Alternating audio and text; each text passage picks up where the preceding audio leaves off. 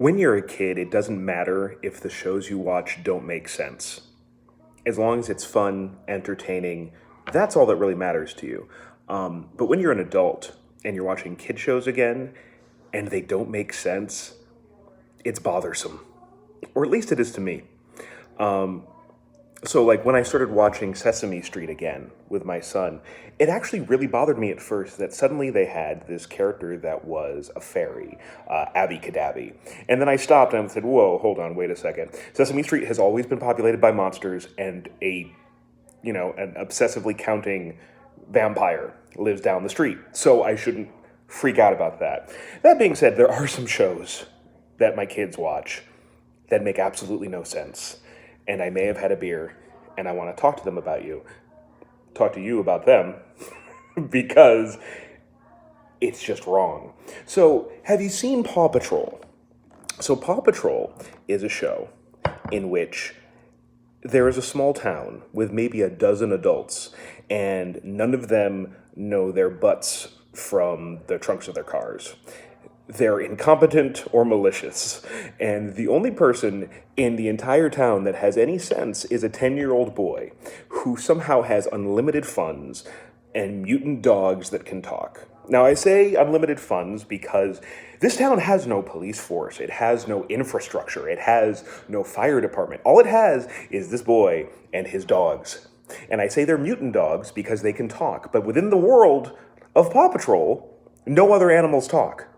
Only these dogs that have these special packs that have special tools on them, they can talk. No other animals can talk. And somehow, this little boy Ryder has all the money in the world and I feel like it's a pocket universe. I feel like it's the Twilight Zone movie. The portion of it where there's the little kid who can control reality. And Ryder has created his own little pocket universe because, again, it's interesting. The town, it's supposed to be sort of this small town, Adventure Bay, but it has every possible climate at the same time. It has mountainous regions, it has a seashore, it has snow, it has like swamps, it has everything. And watching it, I'm like, I know it's not supposed to make sense, but it doesn't make sense. That, and then there's little things in other shows that bother me. For example, Daniel Tiger. Daniel Tiger is a fantastic show. It's a wonderfully educational show. It is made by the same people. It's sort of like a sequel to Mr. Rogers' Neighborhood, because it takes the character of Daniel Striped Tiger.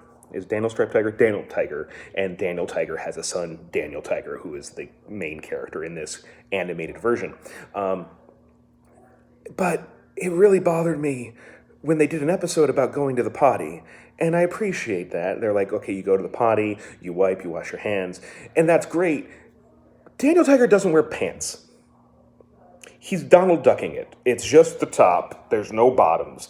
And he hops on the toilet, and I'm going potty, then he hops off, washes his hands, and I'm like, there's a step, you need to pull up the pant, and it hit me weird. And maybe I'm overthinking it. I'm probably overthinking it. But this brings me to the topper of them all that just is weird. Thomas the Tank Engine.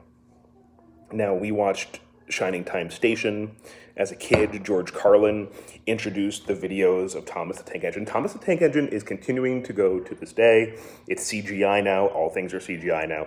It's fun. It's great. That's fine. Thomas the Tank Engine involves a bunch of anthropomorphic-ish trains. So there's trains, they have faces, they can talk, they can think, they can move on their own. Or can they? Because they can move on their own, but they have drivers. What? So Thomas has a driver that is inside of him as he moves. But Thomas gets into trouble all the time, and he decides he's going to do this, he's going to do that, he's going to go off do somebody else's job, or he thinks somebody else is being mean, so he goes and does something else.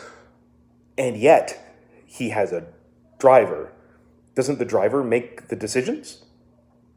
I mean, there are humans in this universe. There's Sir Topham Hatt, who sort of rules over all of the trains and decides that they must be very useful. And if they're not very useful, well, who knows what's going to happen to them. But they don't use not useful trains. But what are the humans that are the drivers?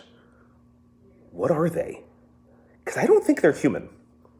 And I don't know what they are, because they don't seem, sometimes they interact and sometimes they don't. But do they need them? And if they don't need them, why are they there? And if they do need, are they extensions of the will of the tank engines? Is it sort of like, is Thomas the Tank Engine a weird sort of Lovecraftian deity that has, instead of tentacles, it has just humans that come out of its cab and sort of does whatever it wants it to do and then goes back in? Because they don't have hands. They definitely don't have hands. They don't have appendages. Is the driver the appendage? I'm thinking about this too much. That much is clear. I'm probably not going to stop thinking about it.